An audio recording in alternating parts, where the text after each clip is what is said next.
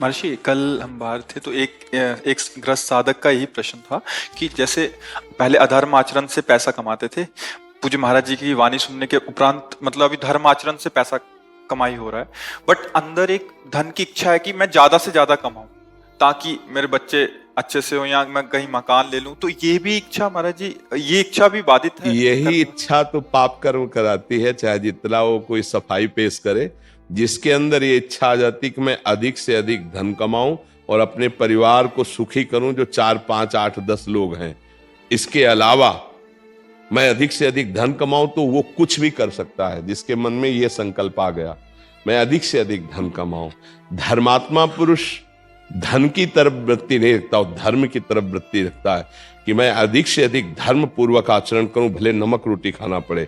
और आपको सच्ची बताएं, धर्मात्मा पुरुष के बच्चों के लिए धन जमा नहीं करना पड़ता। वो इतने प्रवीण होते, इतने महिमाशाली होते हैं कि वो सब व्यवस्था कर लेंगे। और अधर्मी पुरुष जो अपने बच्चों के लिए अधर्माचरण करके जमा करता है, वो उसी को पीटते हैं, घर से निकाल देते हैं, और इसके बाद उनकी बुद्धि भ्रष्ट होकर ऐसे आचरण करते हैं, वो नष्ट हो जाते हैं। लिख लो, कागज में लिख लो। अधर्माचरण से कमाया हुआ धन न तुम्हें सुखी कर पाएगा, न तुम्हारे बच्चों को सुखी कर पाएगा, पक्का समझ लीजिए। और धर्म के द्वारा चलोगे तो माना कि बहुत मेहनत करके तुम बच्चों को नमक रोटी पवा रहे हो, मेहनत कर, वो बहुत बड़े ऑफिसर बनेंगे, वो बहुत अच्छे किसान बनेंगे, वो बहुत अच्छे भारत की सेवा करने वाले बनेंगे। धर्मात्मा पुरुष में ही सामर्थ्य ऐसी होती है। तो बचपन से उन्होंने धर्म का अन्न खाया तो उनकी बुद्धि शुद्ध होती है। और देखो आज के बच्चे जवाब कैसे दे रहे हैं माता पिता को, क्या सुविधा माता पिता ने नहीं दी। एक नहीं मानते, जो मन में आया सो कर रहे हैं। अगर बोले तो ऐसा जवाब दे देंगे, ऐसा लगता है परिचय में ही नहीं है। मतलब पुत्र की तो बात जाने तो क्या परिचय नहीं है? क्या इतनी सभ्यता नहीं सीखी कि अपने बड़ों से कैसे बात की जाती है? आज का बच्चा जब अपने माता पिता से बात कर रहा हो तो आप उसको सुनिए, उसके संभाषण सुनिए। जहां विद्या से विनय आती है तो पढ़ लिख कर वो कितना असंबद्ध प्रलाप करता है, कैसे वो बातें बोलता है और कैसे उसके आचरण हो रहे हैं। ये सब धन की सुविधा देने पे हो रहे हैं। हम ये नहीं कहते कि आप धन मत कमाओ, धर्मयुक्त कमाओ, लेकिन धन की इतनी भूख पैदा हो जाए तो वो भी पापाचरण कराएगी, तुम संभल ही नहीं पाओगे। पक्का धन की मांग पापाचरण कराएगी ही कराएगी, उसमें स्वयं का दोष है। और धर्म से युक्त धन फिर वो कुल परंपरागत अच्छा चलता रहेगा। 100 रुपया कमा के अगर धर्म से लाओगे और उसकी दाल रोटी केवल खाओगे तो पूरा परिवार चैन से सो लोगे, पक्का विश्वास रखला। और अधर्म से 1 लाख लाओगे ना तो टेबलेट खाने पर भी सही नींद नहीं आएगी और परेशानियां बढ़ती चली जाएंगी। और जो परिवार के सदस्य हैं उसमें पहला रोग पैदा होगा कलह, एक दूसरे के प्रति दोष दर्शन और कलह। परिवार में आकर के अशांत हो जाओगे, क्योंकि अधर्म आ चुका है। पक्का समझो, ये शास्त्र सम्मत बात है। इसलिए हमें लगता है धन की चाह तो होती है सबके अंदर। जो भगवान के रहस्य को नहीं जानते हैं उनको लगता है धन की चाह करने से धन अधिक मिल जाएगा और सुखी हो जाएंगे।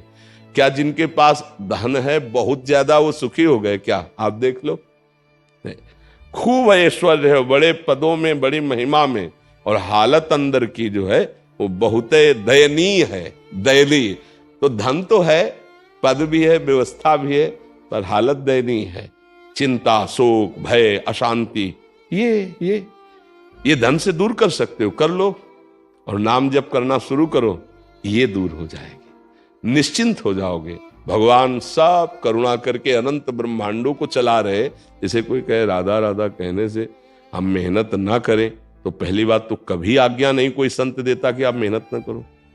कभी कोई शास्त्र आज्ञा नहीं करता कि आप कर्तव्य कर्म ना करो, ऐसा कभी नहीं कहा गया। यही कहा गया है जो करो धर्मयुक्त करो और नाम जप करो। नाम जप करते हुए जो कार्य करोगे सब भजन हो जाएगा। और धर्मयुक्त है इसलिए भगवद अर्पित हो जाएगा। और अच्छा, धर्मात्मा पुरुष ही सुखी होता है। पाप कर्म करने वाला उसका परिणाम दुख आता है, तो कभी सुखी हो ही नहीं सकता। वो कुछ भी कर ले उसका परिणाम ही दुख आता है, अशांति आती है, क्लेश आते हैं, नाना प्रकार की चिंताएं, सुख, और आगे चल करके आपका मन खुद दंड देने लगेगा, आपको जलाने लगेगा। देख लो आप, अगर जो गलती करते हो तो बिना किसी भय के मन भयभीत करता है। कल्पनात्मक भय, चिंता, कल्पनात्मक चिंता, कल्पनात्मक शोक, मन ही जला रहा है तुम्हारा। फिर वो कर्म का जब दंड आएगा तो भोगना पड़े। हमें लगता है धन की चाह तो है, पर धर्म से युक्त धन की चाह करो, अधर्म युक्त ना करो। अगर ये कि हम अपनी 7 पीढ़ी के लिए जमा कर ले तो धर्म से नहीं टिक सकते, फिर धर्म से तुम्हें भ्रष्ट होना पड़ेगा, क्योंकि धन प्रधान लक्ष्य हो गया। अब आपको कोई कहेगा कि ये 5 मिनट की बात है, थोड़ा बस झूठ बोल दीजिए, ऐसे से ऐसे कर दीजिए, काम बन जाएगा, आप बोल देंगे, क्योंकि आपको है कि हमारे बच्चों के लिए हमें जमा करना, पीढ़ी दर पीढ़ी सब सुखी रहे। ऐसा नहीं, हम धर्म से जो भी है वो करेंगे, इसके बाद हमारा भगवान करेगा पक्का। देखो युधिष्ठिर जी ने धर्म नहीं त्यागा तो कौरवों का बहुत बोलबाला था। अरे भीष्म पितामह द्रोणाचार्य जिनके साथ है उनके बोलबाला का क्या कहना, मिटिया मेट हो गए। नहीं, द्रोणाचार्य का भी गला कटा, भीष्म जी भी 6 महीना सरसैया पे पड़े रहे, और कौरवों का तो विनाश हो ही गया। हमें लगता है अधर्म से तो कभी सुख मिल नहीं सकता, शास्त्र सम्मत धर्म युक्त चला जाए। तो गुरुदेव व्यापार से जो कमाया हुआ धन होता है वो उसमें आता है क्या? नहीं, व्यापार तो हमारा व्यापार है, पर उसमें बेईमानी और झूठ कपट नहीं मिलाना चाहिए। जैसे